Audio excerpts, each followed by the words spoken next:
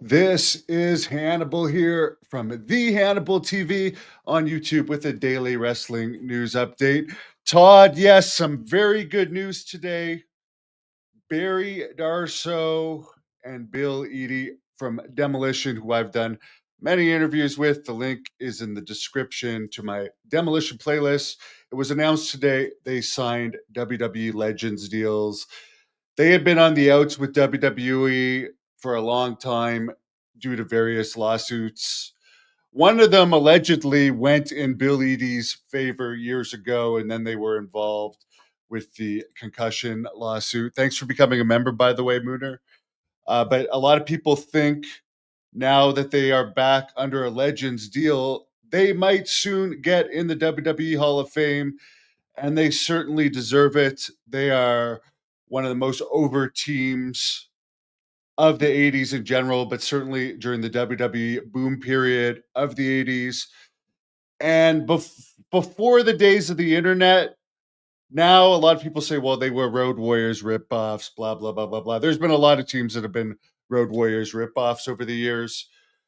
But as far as Demolition, before a lot of people knew about the Road Warriors, like as a kid, I wasn't that familiar with the Road Warriors. I knew about Demolition, and they are one of my most favorite tag teams of all time and two of the nicest guys in wrestling. I'm very honest about who's nice and who's a dick in wrestling. Demolition are two of the nicest guys, so I'm happy to hear they have their Legends deals. Bad news for AEW. Dynamite did its lowest rating of 2025 last night.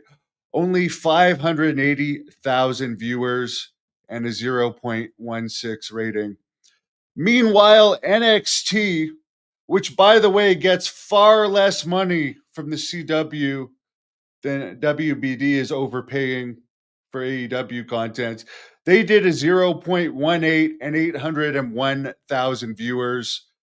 And to add insult to injury, that episode featured Ricky Starks, who AEW was paying to sit at home for the past year, making his NXT debut. And Starks is very likely going to appear at the NXT Vengeance Day Premium Live event this coming weekend because he was pulled from the independent date that he also had this coming weekend. According to Dave Meltzer, this is very bizarre. They're not, AEW is going to Australia. They're getting money from Australia to put on what was originally supposed to be a massive pay-per-view-ish show this coming weekend. Now it's turning into basically your average Collision and Ring of Honor taping. And here's the interesting thing. And Meltzer, who praises AEW a lot, he's a big fan of a lot of the stuff that goes on there. But he does say some of the ridiculous stuff, and this is just it kind of is mind bending in some ways that they're going to bring Ring of Honor talent, who, let's face it, most people don't even know the majority of the Ring of Honor roster. They're going to fly them all the way to Australia to do Ring of Honor tapings over there this weekend. And they're not using all of the top stars in the actual AEW company. So instead of loading up this card that the government's help or the town or whatever, they're getting money to go there. It's their debut in the country. They're not packing it with like their absolute best people. It's basically turned into, although there is some stars, but definitely not all of their top stars. It's basically a Collision and Ring of Honor taping.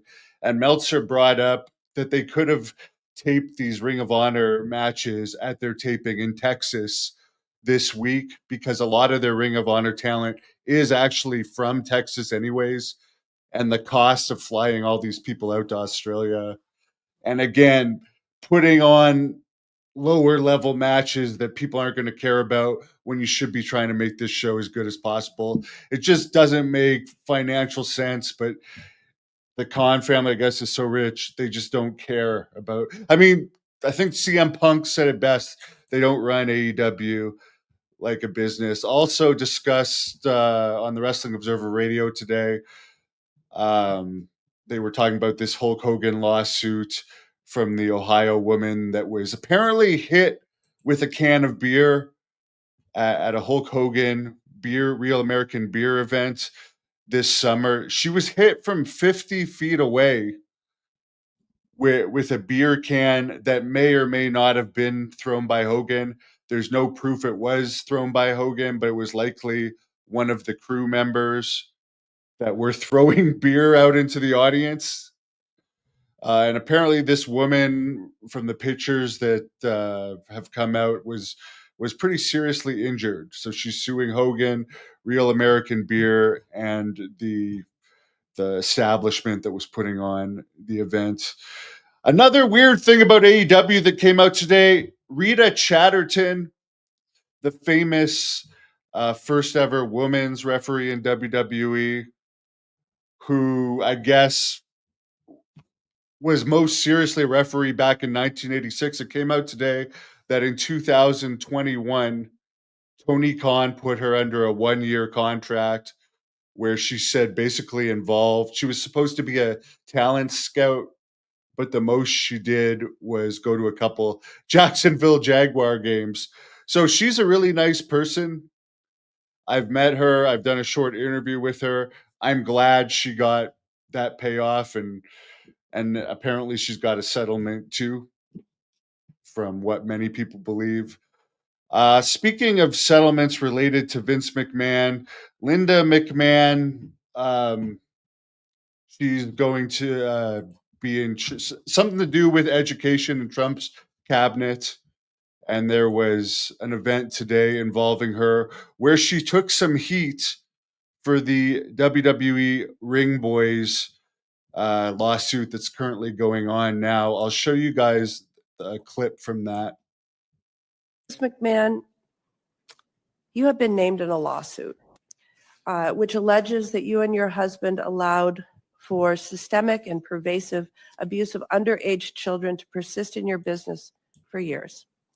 It is an ongoing lawsuit, and it alleges that you rehired a known sexual predator and you felt it was sufficient to simply direct him to steer clear of children.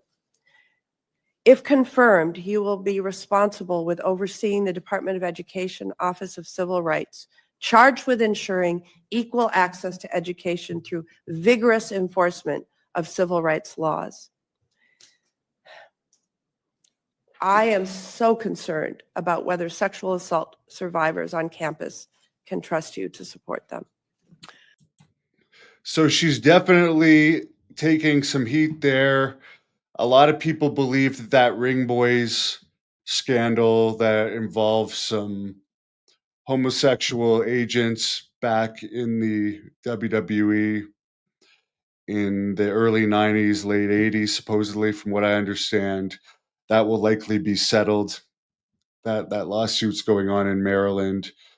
But Linda McMahon definitely was taking some heat from that today, which, by the way, she denied that scandal will have any effect on her job in the Trump administration. So for Brian there, who said, "Happy birthday, Piper." My dog Piper is 15 today. She's the official mascot of the Hannibal TV. Thanks a lot, Brian. And let me know what you think about Demolition getting a Legends deal in the comments. And let's hope that means they're finally going to get put in the Hall of Fame this year. There's been a lot less deserving people put in above them, and that's a travesty. So I'm really happy to hear this. Two really great guys.